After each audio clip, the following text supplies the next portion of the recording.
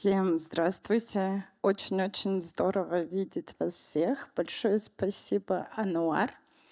Я бы хотела представить коллег, с которыми мы сегодня будем говорить про исследования, которые мы делали на протяжении последних 2 лет. Беген клубта концерт была, концерт в переполненном клубе.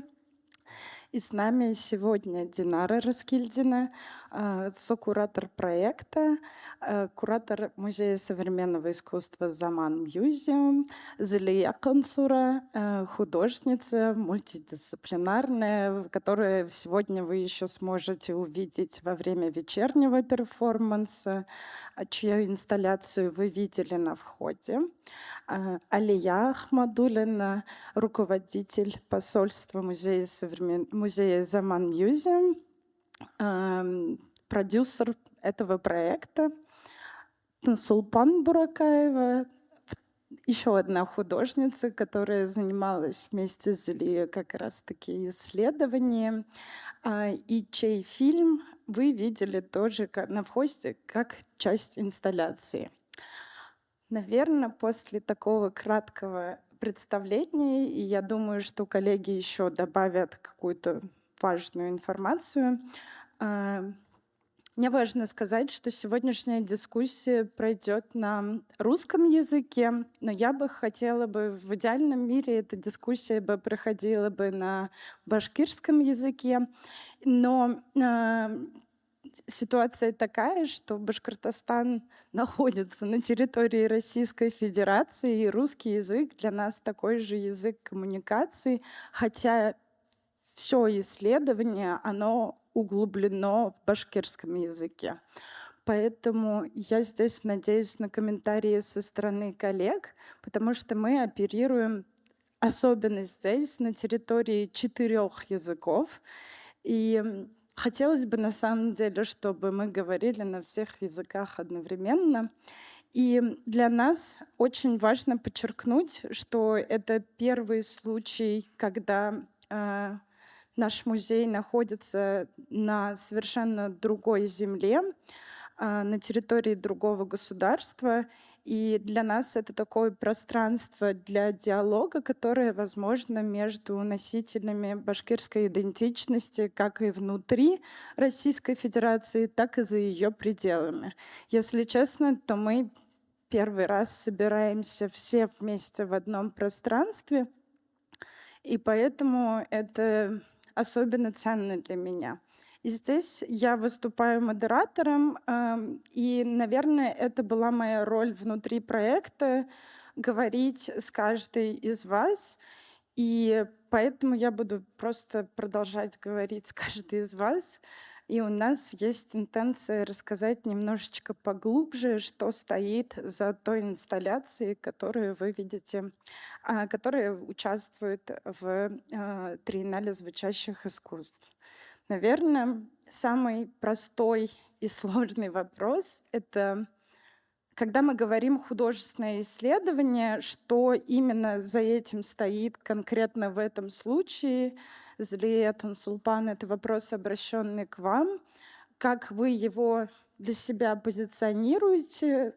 Есть ли у вас какая-то методология, когда вы подходили к такому предмету, как башкирская эстрада, и как вообще возникла формулировка эстрада? Это тоже такая формулировка, которая имеет советские коннотации. Почему именно мы как бы работаем вот с этим объектом исследования?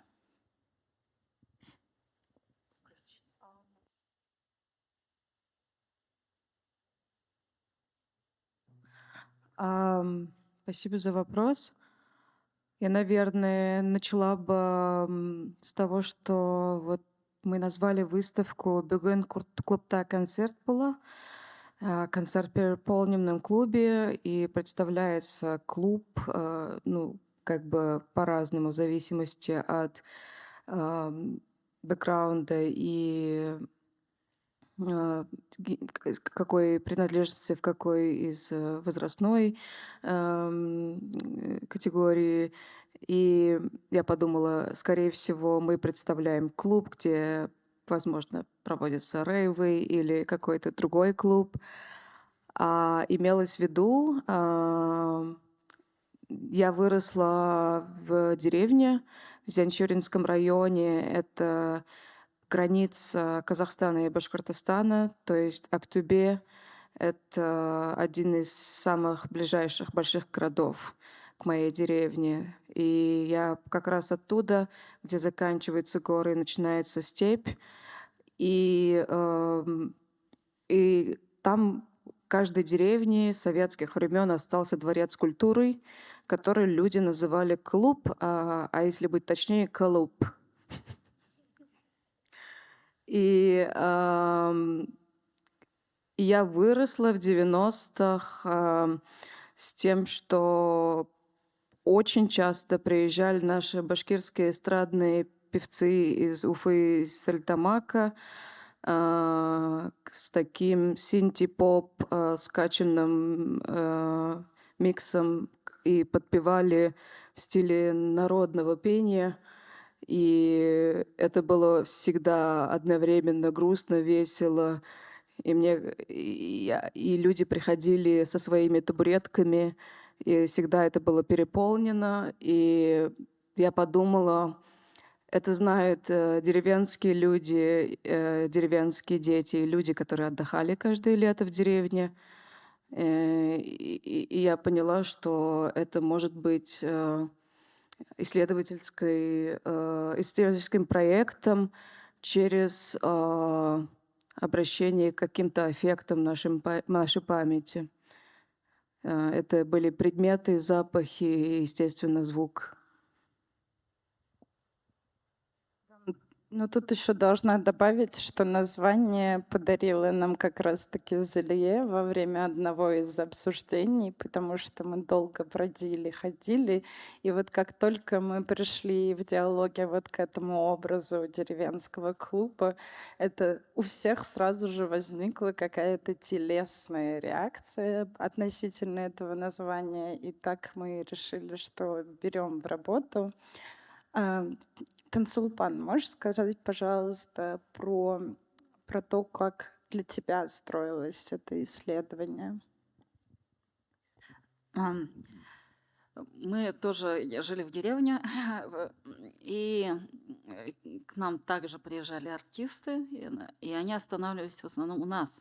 И с детства я была окружена этими разными байками об их гастролях, об их жизни, причем трудно отличить, где правда, а где неправда, где приукрашено. Вот. Поэтому я в своем эссе собрала все эти байки. Что-то из этого видела я сама, что-то из этого из уст моей матери. Вот, и у меня даже есть дисклеймер о том, что это не какие-то исторические факты. Это может быть даже неправда, но зато это интересно. Это именно то, что передается из уст в уста. Вот, и вот здесь вот это эссе, я написала эссе, довольно объемное, и его перевели еще на 3 языка. Оно сейчас звучит на башкирском, русском, казахском и английском. Да, это для нас тоже такой первый опыт, чтобы то, что выросло из наших разговоров, внезапно начинает путешествовать. И на самом деле образ, который вы видите за спиной, это образ карты Башкортостана.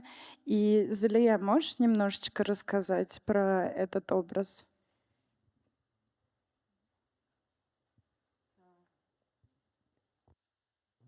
Да,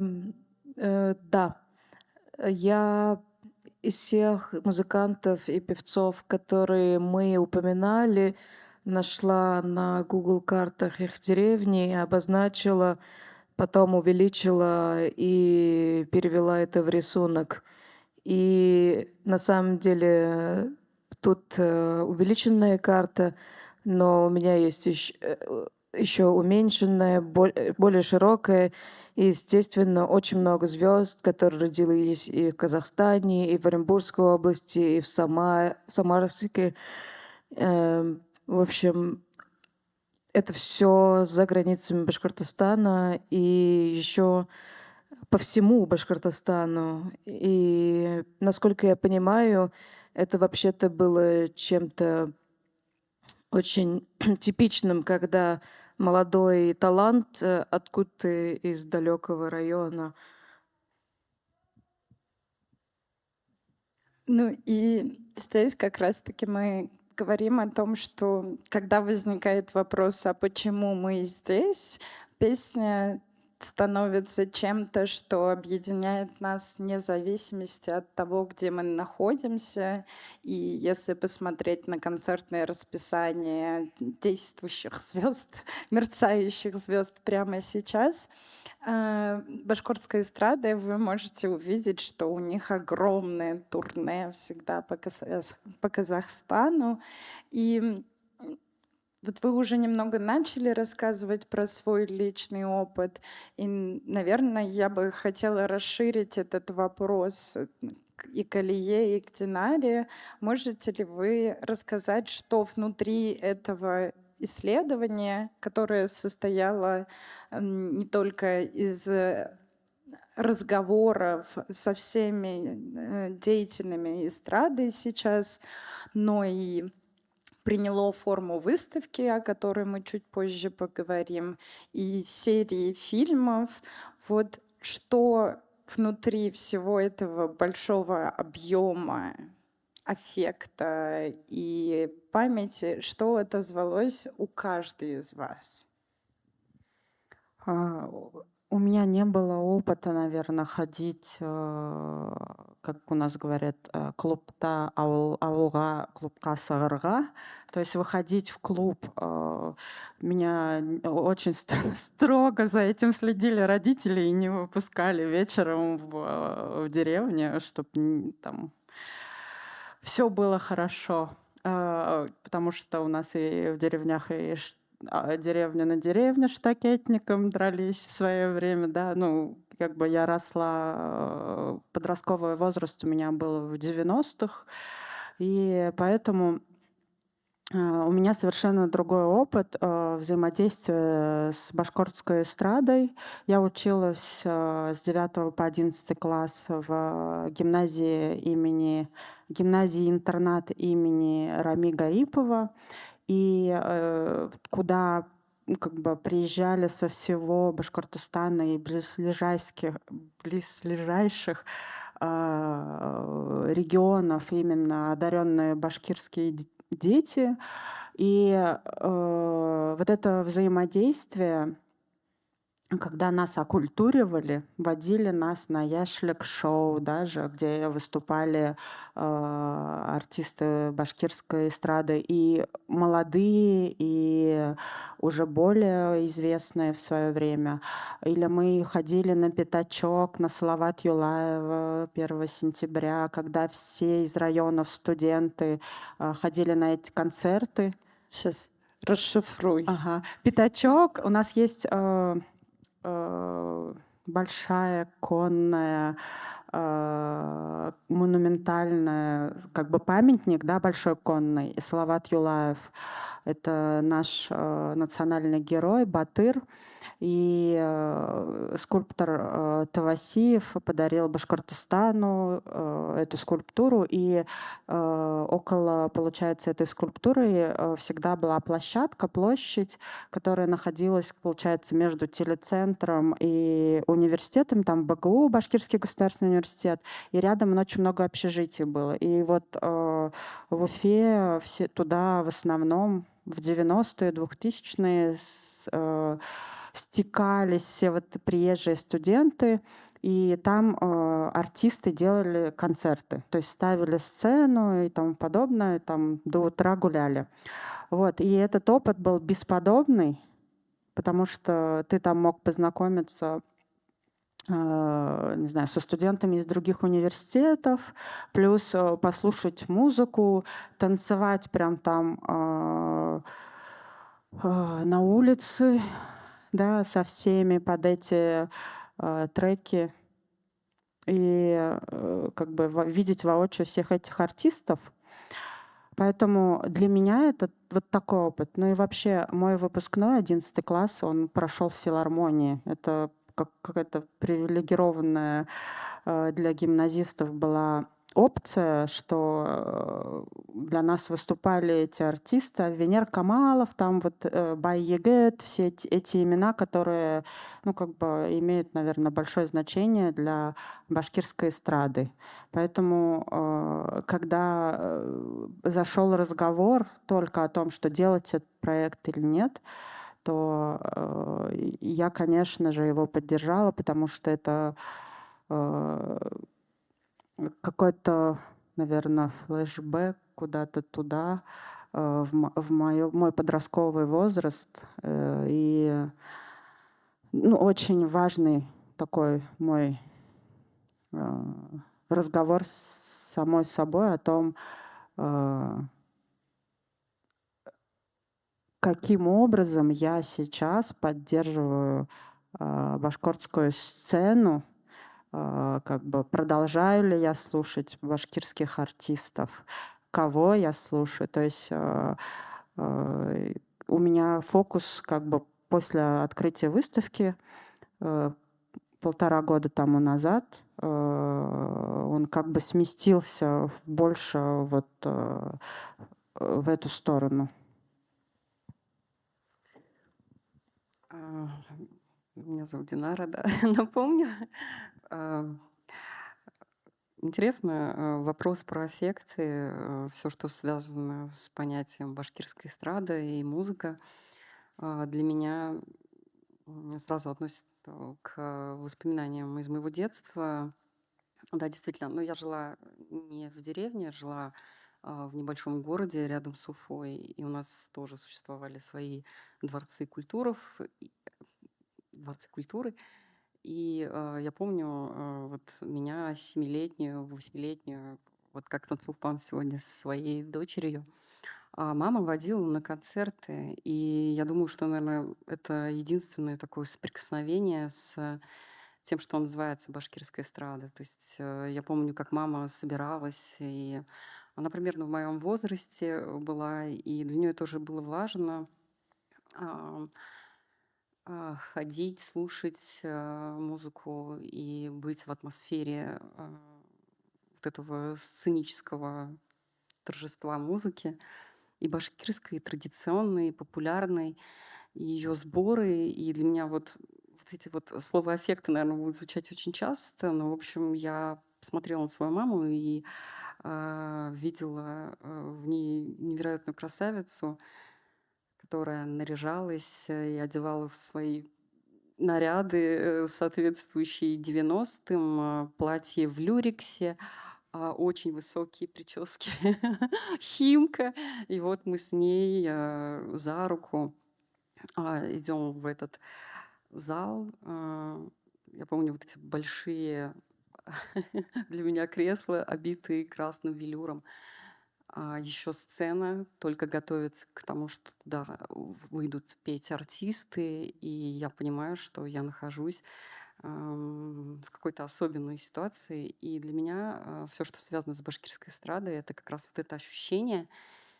И вот, кстати, наверное, когда мы будем говорить немножечко о самом проекте, который был уже в Уфе, который мы вместе с моей коллегой Марией представляли в Заман Мьюзиум, да, сценическая часть будет ну, как бы фигурировать очень сильно в самой экспозиции. Я, может, немножечко еще об этом расскажу. Да, и, наверное, здесь вот вы уже сказали, и у Тансулпана и Зули есть свой контакт с башкирской эстрадой не только как слушательниц, но еще и как свидетельниц. И когда мы об этом разговаривали, у нас появились такие как бы основные образы, сюжетные линии. Зиль, вот у тебя есть, например, вот мы разговаривали об образе общежития, и есть свой опыт. Можешь ты немножечко рассказать про эти смысловые блоки, которые у нас были, или про свой опыт внутри этой темы не только как слушательницы, но и как и свидетельницы? Может, я еще скажу, как вообще я как художница, ты как кураторка первый раз пересеклись. Я живу сейчас в Австрии, Вене, и постоянно, когда я устраиваю вечеринки, мне мои друзья со всех стран мира говорят: Включи музыку своей родины». И я научила танцевать всех немцев, французов, итальянцев, всех абсолютно, особенно французов, под все башкирские хиты начала 2000-х. И это стало каждый раз быстрым методом рассказать, что у меня такой язык, вот примерно так это звучит, так можно петь, это очень весело и может быть экстремально грустно одновременно, потому что там, правда, может быть очень трагичная поэзия, ну и такой синти-поп из таких клубов. И оказалось, что это имеет такую уникальность. Люди говорят: мы такое слышали где-то, но не помним где, но нам нравится. И Маша приехала ко мне на день рождения, и она стала свидетельницей этого, будучи единственным другим человеком тоже из Башкортостана, которой все это было знакомо. И так она предложила из этого сделать проект выставочный. И тогда я начала думать, что может быть выставлено, и начала обращаться в свои воспоминания. У меня сестра работала актрисой и училась на актрису, и последние годы они с мужем жили в общежитии, где все жили все культурные деятели, музыканты, певцы, актеры, танцоры в одном общежитии. У каждого была по маленькой комнате, общая кухня. Все было очень обшарпано и все старое. Это были 90-е. И мы с родителями приезжали до Уфы ехать 6-7 часов. И всю дорогу я пела. И потом мы приезжали, и там в коридоре стоит рояль в этом общежитии, и там кто-то играет на ней, потом кто-то выходит. И я так бегала по этому общежитию, потому что находиться в многоэтажных домах для меня было необычно. И я не думала, что если я пропаду, это будет проблемой, потому что в деревне это не проблема. И меня искали по звуку, потому что я постоянно искала музыкантов. Я находила, что кто-то играет на рояле, и начинала танцевать. И, в общем, так меня обнаруживали в этом общежитии. И поэтому один из экспонатов стала модель, которая 100 раз меньше, как это общежитие. Ее архитектурная модель. Да, на самом деле должна сказать, что здесь у нас представлен только фрагмент, и помимо экспозиции, в экспозиции были включены не только инсталляции, но и фильмы. И в YouTube-канале Zaman Museum можно найти все фильмы, которые были сняты в результате исследования, и в том числе есть одна сюжетная линия, которая сопряжена именно с общежитием. Поэтому те вещи, которые мы говорим, в том числе то эссе, о котором уже сказала Тансулпан, оно доступно не только в зинах, но и на русском, и на башкуртса на сайте музея Заман. И я, наверное, хочу передать слово Тансулпан здесь и спросить вообще, как тебе вот этот опыт разговора со всеми деятелями, и плюс ты была тем человеком, которая находилась не только в постоянном диалоге, но и в полях, скажем так, и имея твой режиссерский кинематографический опыт, как для тебя строилось это исследование?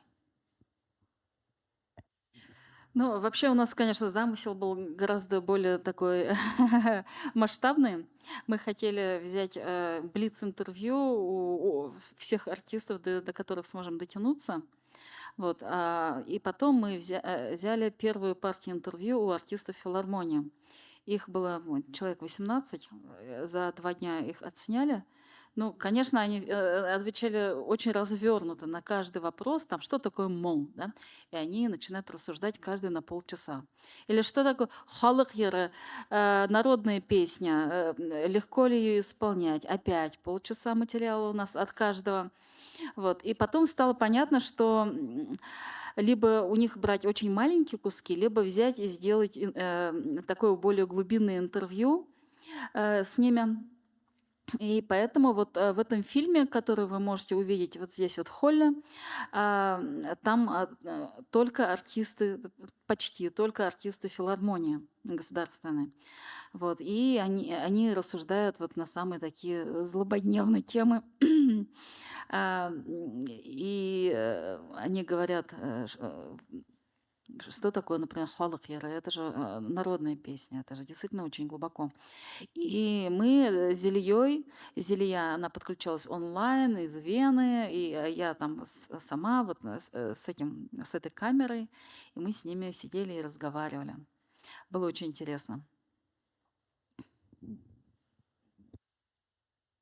Ну, здесь, наверное, Динар, я попрошу тебя рассказать про другие образы, которые возникли на выставке, и помимо общежития, и потом уже перейдем к обсуждению того фрагмента, который представлен здесь. Мне, получается, предстоит описывать то, что необходимо видеть. Ну, в общем, выставочный проект в нашем относительно небольшом пространстве скорее был некой такой средой, какой-то такой структурой того, что представляет башкирская эстрада. И в этом случае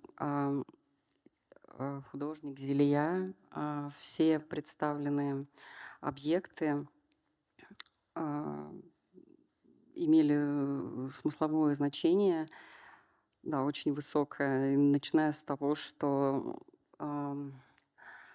была сделана маленькая эстрада, да, был подвешен сверху диско-шар, позади сцены висела, что называется, одежда для сцены, то есть это такая особенного пошива, наверное, такая ткань. Я, увы, не вспомню сейчас название, но, в общем, это такое типичное, да, типичная задрапированная ткань, которая, наверное, символически вообще о сценической, эстрадной как бы части говорит очень громко. Также была представлена как раз карта, которую собрала Зелия, она немного о ней рассказала. На стене в большом формате она была представлена. Также здесь вот нет этих артистов, но они были нарисованы тобой. То есть это были иллюстрации. Еще одной важной частью экспозиции это была как раз, наверное, часть, собственно, про трюмо, перед которым собирались, так скажем, и те, кто собирался пойти на концерт, и тот, кто собирался выступать. А также это такой рейл, на котором было собрано большое количество одежды, костюмов, да, как раз сценических. Ну, в общем, это все вперемешку. Он так и назывался, этот объект. гардероб в переполненном клубе, да? Да, тесный гардероб. Сейчас ты хочешь Я просто добавить? хотела сказать, Да. что артисты сами приносили нам Да. свои вот эти концертные костюмы, и таким образом вот эта вот инсталляция собралась. Да. И, кстати, на входе была тоже как раз представлены сценические костюмы, то есть это все такое в пайетках, в люрексе. В общем, мы тоже искали эти платья, и было важно, то есть как будто это какую-то символическую связь с тем временем, сценической жизнью представить. Да, был макет собран, который назывался «Колыбель башкирской эстрады». То есть это здание, которое до сих пор существует в Уфе, и Зиля о нем немного рассказала. Это место, которое стало тоже такой знаковой частью экспозиции. Там жили, творили, и сейчас еще живут артисты, певцы. Да. Ну и в центре экспозиции была установлена часть, ну нет, не часть, в общем, это был самый настоящий объект «Тысячу Кураев». Но я думаю, что о нем Зиля тоже расскажет поподробнее. Здесь оно представлено в более таком расширенном формате. Но самое интересное, что вот эти стебли высушенные, которые были собраны тоже участниками проекта, это уральский реброплотник, из которого, собственно, собирается музыкальный инструмент. По-моему, все. Спасибо, Динар. Ну, наверное, здесь такой вопрос, как из таких как бы маленьких детских, подростковых, девических воспоминаний появилась экспозиция в Уфе, как ее восприняли, потому что у нас есть такое ожидание внутри проекта, что когда мы начали заниматься исследованием, мы такие: о, башкирская эстрада, это все такое яркое, пайетки, все так будет. А потом оказалось, что это такой сложный для каждой из нас эмоциональный проект, потому что начинаются внутри него большие разговоры о языке, идентичности, своем месте внутри, за пределами Башкортостана, внутри сообщества. То есть раскрылся просто какой-то ящик Пандоры, и экспозиция выглядела не яркая, а очень минималистично и очень сдержанно, поскольку я ее вживую не видела, потому что не живу сейчас в Башкортостане. И здесь мы полагаемся на перцепцию коллег, которые открывали ее на месте. Можете немножечко рассказать об этом? Алия, наверное, и сразу же я тебе задам следующий вопрос. Почему институционально важно поддерживать этот разговор? Потому что я должна добавить здесь короткую ремарку. Заман Мюзеум оперирует на территории Урала-Поволжья, а мы находимся в Казахстане. Как так вышло, что мы оказались здесь? И вот, 2 вопроса тебе сразу же. Так, на первый вопрос, как восприняли вообще проект? Во-первых, мнения разделились. Первое, к нам приходили те, кто испытывал какой-то вот опыт, да, соприкосновения с башкирской эстрадой, и опыт был или положительный, или как бы тот, который мне понравился, и относительно этого уже выдавалась эта вот обратная связь. То есть была такая аудитория, которая говорила: да вы вообще все неправильно сделали, это вообще что такое, это вообще не так. Афиши, которые у нас была такая интерактивная стена с афишами, которую приносили зрители из журнала «Аманат», да, вот примерно так. И очень большая медиаторская работа была проведена, когда вот медиаторы работали с этой обратной связью. В итоге мы слушали совершенно разные истории о том, как вот вообще зрители соприкасались с проектами, с артистами. И второй опыт, он был, наверное, для тех, кто не соприкасался с башкирской эстрадой. Кто-то, вот, например, гости из Ижевска говорили: так это же наша удмуртская эстрада вообще. А гости из Чувашки: так это наша чувашская эстрада. У нас все то же самое. Те же концертные костюмы, все то же самое, и дискоша, и вообще вот эта вот штора у нас такая же была. И мы поняли, что мы попали именно в какой-то феномен, когда, возможно, в советское время вот, конструировали вот эстрады, да, национальных республик. И это тоже было каким-то, возможно, объектом работы с локальной идентичностью, той, которую как бы, наверное, который соответствовал духу того времени, вот так я скажу. И что мы в итоге еще сделали очень важно. Вообще, я вот сейчас нахожусь здесь, как и вы все, и я отмечаю какую-то невероятную одухотворенность и то, что вот казахская современная музыка, она как бы имеет там направление инди, поп и тому подобное, и это очень здесь популярно. То есть я сама в Уфе слушаю там, например, Молданазар и разных артистов. Очень люблю. И я всегда переживала, так как у меня такие продюсерские есть навыки, я всегда переживала, что почему же у нас башкирские артисты, вот у них такой плохой продакшн и все дела, и почему так происходит. И у нас было такое мнение, и вообще, наверное, башкирская эстрада что-то стрёмное. Вот извините за вот эту вот формулировку, но так вот это и звучало внутри Уфы, внутри Башкортостана.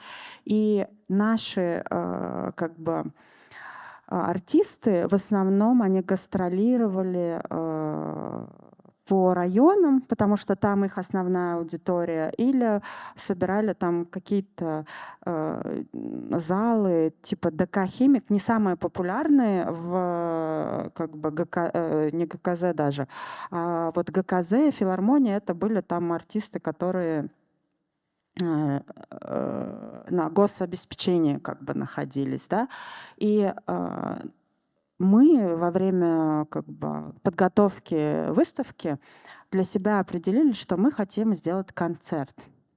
И это вот у нас Нурзиля, менеджер проекта, человек, который был и промоутером, со всеми артистами связывался и организовывал. И мы придумали какой-то уникальный формат. И я помню, у нас есть клуб мечты, куда привозят, как бы всех топовых артистов, когда это было возможно зарубежных, когда это невозможно как бы из других регионов России. И получается, что в этот клуб, как бы я себя чувствую очень свободно, я могу туда спокойно пойти потанцевать на техно-вечеринку, потому что меня как бы все знают. Так получилось, что у меня там свободный вход и тому подобное. И с Ренатом Габой мы дружим, и он всегда как бы поддерживал нас. Что-то флексишь без Нет, причины. это очень важно. Это очень важно, потому что когда я предложила, а давайте сделаем в мечтах, мнения разделились. Я помню комментарий, да туда башкорты не ходят. Нас туда не пропустят, туда по дресс-коду не пройдут. А как же из районов башкорты? Они себя будут там чувствовать не очень. То есть даже, вот, понимаете, в рамках как бы Уфы, миллионника города, внутри города есть как бы вот эти территории, в которых кто-то, ну, то есть кто-то себе разрешает туда заходить, а кто-то как бы ставит какие-то внутренние, может быть, барьеры. И для меня, вот как для человека, который предложил сделать там, было очень важно провести там. Ну, то есть чтобы те, кто туда не заходил ранее или стеснялся, или еще какие-то причины, ну, как бы попробовал. И я могу сказать, что в Уфе до этого башкирские дискотеки, грубо говоря, проводили в основном в огнях Уфы, сами башкорты делали, туда приезжали там, ну, это не была какая-то там классная тусовка. Вот, ну, как есть, говорю. И, ну, я туда не ходила, если так сказать. Вот. И тут Ренат Габа такой говорит: вау, супер, давай попробуем. И мы мы пригласили артистов, и у нас даже был свой МС ведущий, что как бы не свойственно, да. И у нас такой лайнап был, где более взрослые как бы артисты и даже с Башгосфилармонии выступали совместно с молодыми артистами. И знаете, это был какой-то потрясающий опыт. Мы не записывали, кстати, этот концерт. Нет, да? Очень жаль. Потому что вообще концерт в переполненном клубе, он состоялся во время выставки там. Был полный...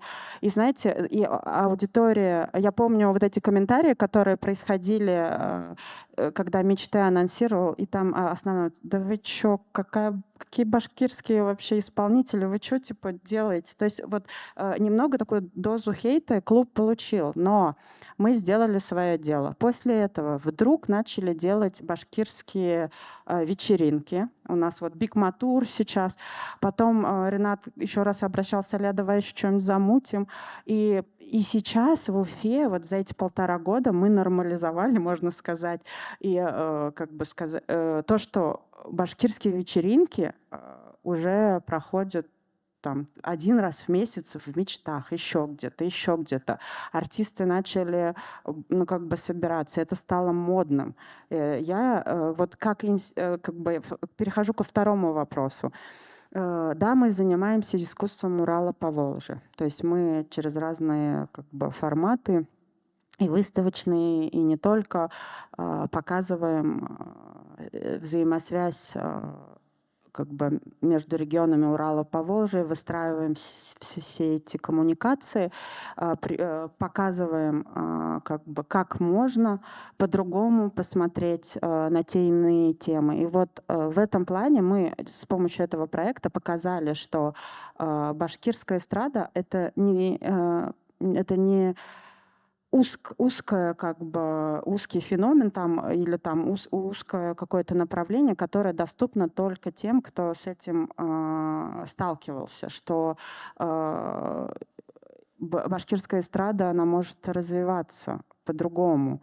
И я вот лично мне, не буду говорить на камеру, какая артистка, сказала: Алия, я давно давно не получала такого удовольствия от той аудитории, которая пришла. Потому что, ну, как бы, когда нас просят выступать, как будто бы ее, ну, как бы аудитория другая, а здесь все настолько открытые, и они так вот как бы дают такую энергию, что я аж вдохновилась: зовите меня еще. Для меня вот, когда артист так, ну, дает такую обратную связь, значит, мы все правильно делаем. С одной стороны, и аудитория про них узнает, с другой стороны, и как бы зрители понимают, что, ну, может быть по-другому. Это не только вот в их как бы стереотипном мышлении, которое все время нас, ну, как бы по каким-то вот этим вот, как сказать, Ну вот по памяти, вот это раньше было вот так вот, и сейчас, наверное, так же и ничего не развивается. Нет, я считаю, что башкирская эстрада развивается и имеет место быть уже в другом, может, формате. Спасибо большое. У меня, наверное, вопрос, Зиль, к тебе, потому что мы когда обсуждали проект, у нас не было такой интенции написать там историю башкирской эстрады, например, и подходить к изучению ее как чего-то такого законченного и чего-то. Мы обозначили временной период, это с 90-го года по 2000-е, и мы себя ограничили здесь, но при этом одним из таких важных источников, и это слово уже Нурсулпан сказала, стал такой жанр байка. Да? То есть мы не собираем исторические свидетельства и пишем такую как бы историю, как будто мы ее частью не являемся, а показываем очень личный взгляд на взаимоотношения со звуком, который льется за пределами и внутри Башкортостана. И вот одним из таких образов стала легенда, байка. Это тоже такое слово, которое с редакторами у нас возникало. Может быть, как-то заменим. Байка — это что-то такое. Но при этом, мне кажется, это как раз-таки такой устный жанр перепева, как история живет внутри профессионального сообщества, а это в том числе профессиональное сообщество. Зиль, и у тебя одним из таких образов это стала легенда о 1000 Кураев. Можешь немножечко про нее рассказать? Мгм. На самом деле, я тоже сейчас, пока Лия говорила, думала про этот проект, ну, про стрёмность башкирских тусовок. Ну, и я тоже в детстве слушала то, что было вокруг меня, потом в подростковом возрасте очень рано перешла на самую разную музыку и тоже часто испытывала кринж. Но потом, наверное, когда я уже жила в эмиграции какое-то время, я поняла, что это очень неправильно так испытывать, так вообще во многих аспектах моих жизни.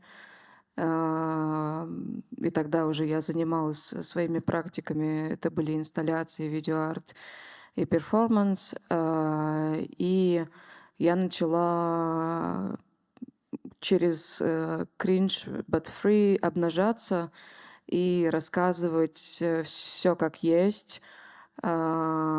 И это порождало проекты, которые в итоге были больные.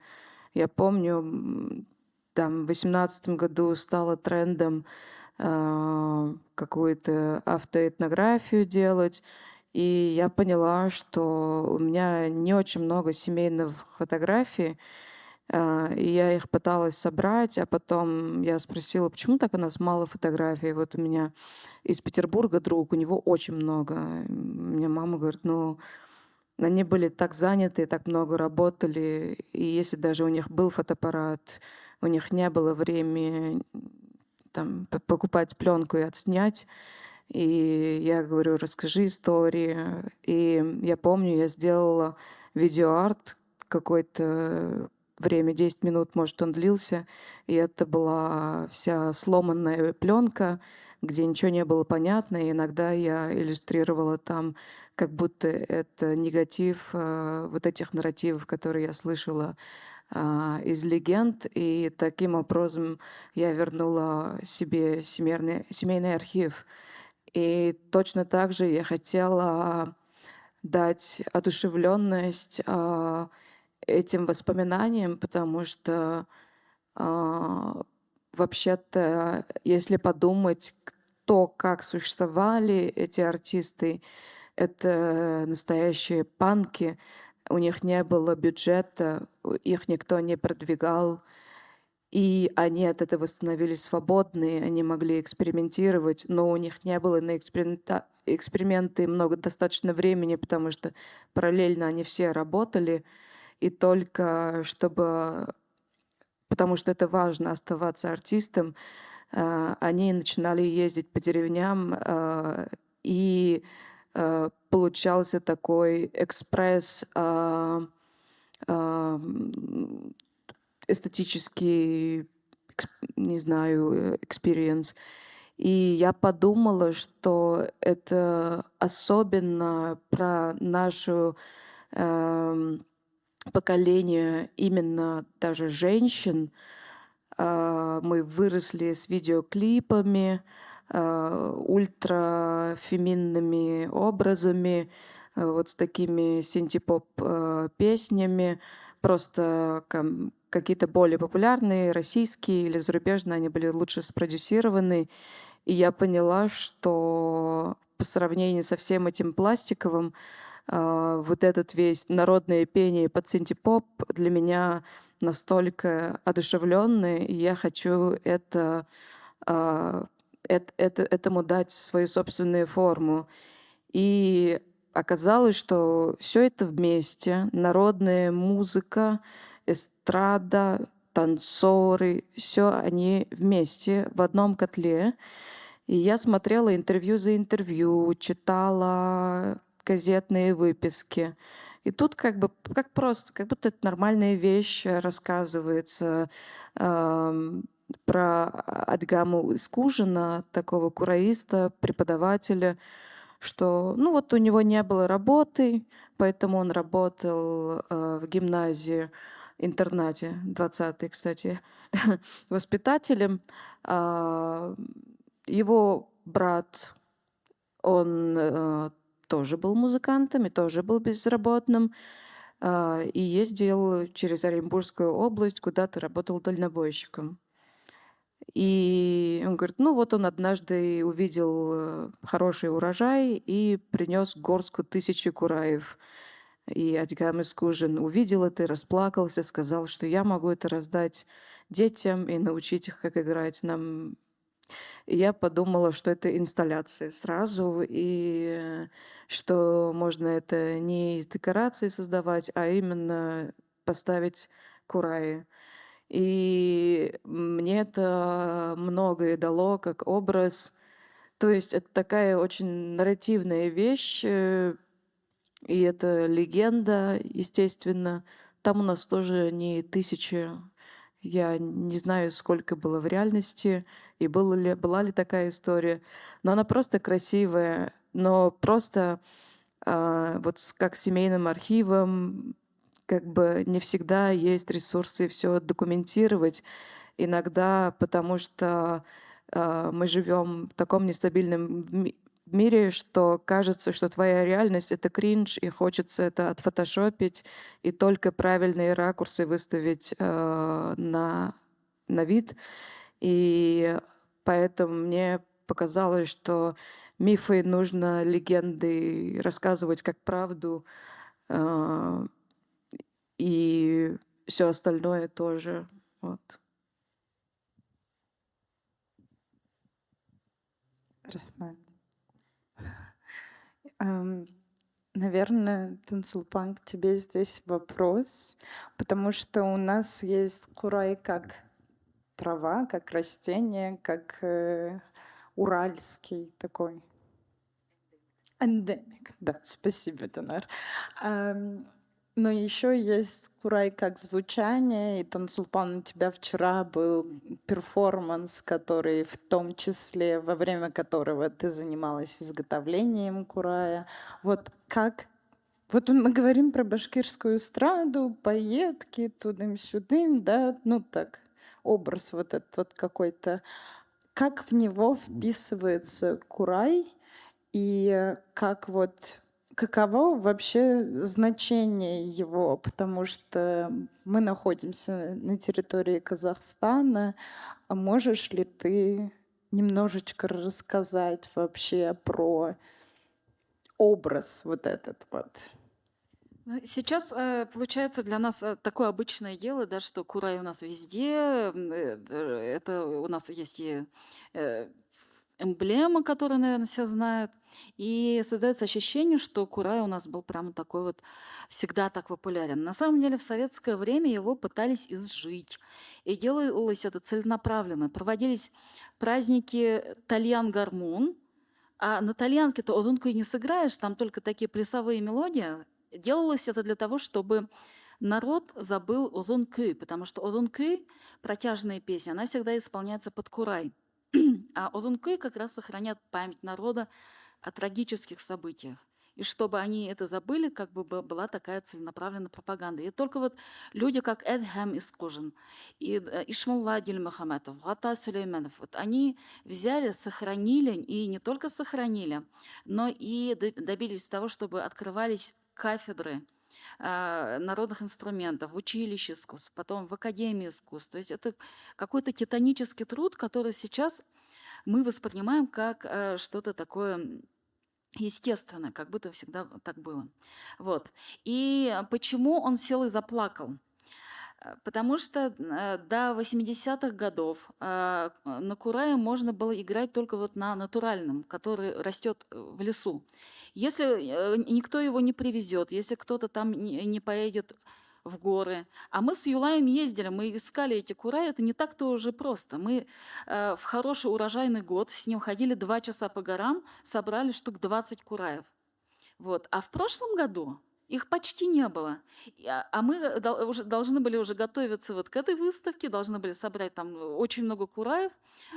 И мы напрягли людей вообще по всей республике. Вот у нас в Зеленчуринском районе люди ходили, очень долго ходили, собрали всего несколько. Вот. И если бы потом один из кураистов не нашел тайное место, и он прям сказал, никому не говорите, где мы их собрали, потому что приедут другие кураисты, и там все соберут, они узнают, где все это растет. Вот. В 80-х годах деревянный курай изобрел наш художник, причем не кураист, Вакиль Шугаюпов. Ему дали задание сделать на фанере какое-то изображение. Фанера была грязная, он положил в ванну отмачивать и увидел, что фанера вот так вот закручивается. То есть вот этот клей размяк, и вот этот тонкий слой стал. И он подумал, можно же делать курай. Вот, и он этим озаботился. Он нашел клей, который не вредит здоровью, вот, безопасный. И благодаря тому, что стало возможно серийное производство, сейчас уже можно создавать ансамбли кураистов, потому что они могут совпадать по тональностям. Конечно, до этого из улян-курай, из растения тоже создавались ансамбли, но они так вот немножко не строили, были такие более народные. И благодаря вот этому изобретению курай уже у нас вошел как бы в академическое исполнение. И здесь я узнала у своей напарницы вчерашней Назиры, что, оказывается, кураи покупаются у нас, и наши мастера отправляют как улян курай, так и вот эти вот не фабричные, серийные, потому что у нас есть несколько там известных мастеров, они делают и отправляют. Это уже поставлено на поток. Вот, и получается у нас вот такой культурный обмен. И вчерашний перформанс мы как раз посвятили тоже этому нашему такому взаимодействию. Здесь у нас называется курай, в Казахстане называется сабызгы. Вот, а по сути это один и тот же инструмент. Да, вообще мы, конечно, мечтали раздать все кураи после того, как закончится триеннале звучащих искусств, но мы обнаружили, что они уже достаточно сухие, потому что собирали мы их в августе-сентябре прошлого года, и только из ряда них можно сделать, но я предлагаю все равно раздать, и когда закончится проект, и каждый разберется. Может быть, получится извлечь какое-то звучание, инструкция по тому, как сделать курай Юлай Касимов. интервью, с которым вы видите внутри фильма, нам с ней одной из техник изготовления курая он с нами поделился.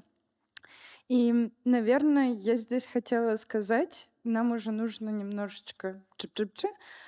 А, У меня, конечно, миллион вопросов всегда к вам есть, которые я бы хотела с вами обсудить, но, наверное, я бы хотела оставшееся время посвятить благодарностям такому количеству человек огромному, которые сделали так, чтобы то, что вы видите, было увиденным. И, конечно, это невозможно без большого количества личных сплетений между нами всеми, личных, которые потом приводят к институциональному сотрудничеству. И я невероятно благодарна диалогам с каждой из вас, но при этом и с очень важного связующего элемента внутри кураторской команды Триеннале звучащих искусств Стасу Шерифула, потому что в диалоге с ним, параллельном диалоге с ним развивался и наш проект в Башкортостане, и то, какую форму он принял здесь.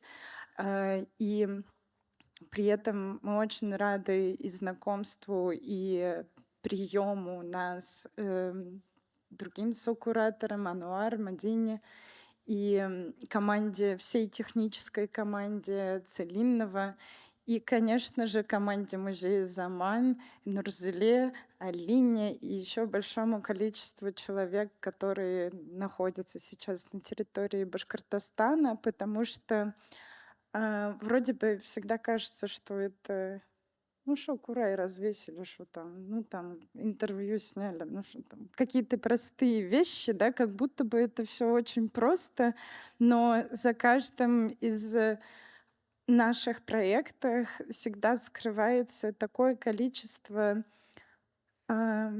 очень интимных переживаний, которые мы доверяем друг другу и делимся ими, и теперь делимся и с вами, и мы надеемся, что вы после просмотра и фильмов, и инсталляций, и чтения эссе, и просмотра других фильмов, вы просто включите какую-нибудь композицию и узнаете об этих артистах, потому что это поэтика, которая будет жить с нами всегда. И последний вопрос, который у нас был, это что такое МОМ? Но это такой объемный вопрос, который, может быть, вот Тансулпан берет микрофон.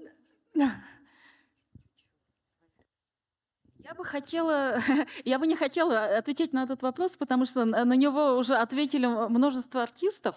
Просто есть такое, что сейчас зумеры активно возвращаются к корням, потому что ищут какую-то опору в артистах прошлого. Если там российские подростки слушают Надежду Кадышеву, то наши башкортостанские подростки очень обожают Ханию Фархи. И вот сейчас мы тоже все вместе послушаем.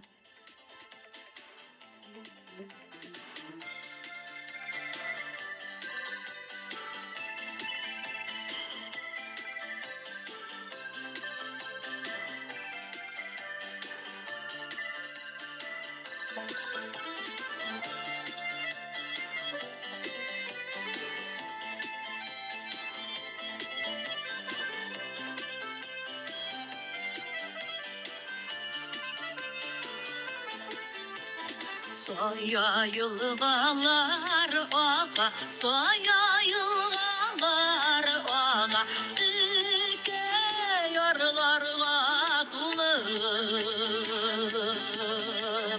Ağar idim şul yaklarga, ağar idim şul yaklarga, Çişme onları bulur.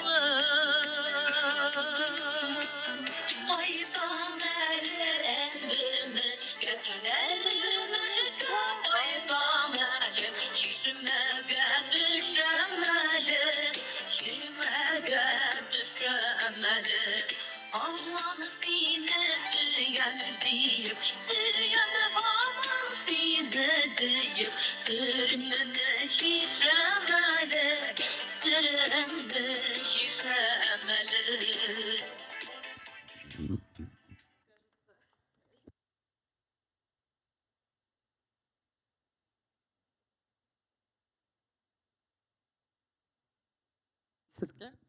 Рахмет сізге. Тансулпан, это было идеально. И никогда так смирно никто из нас не сидел под Ханию Фархи.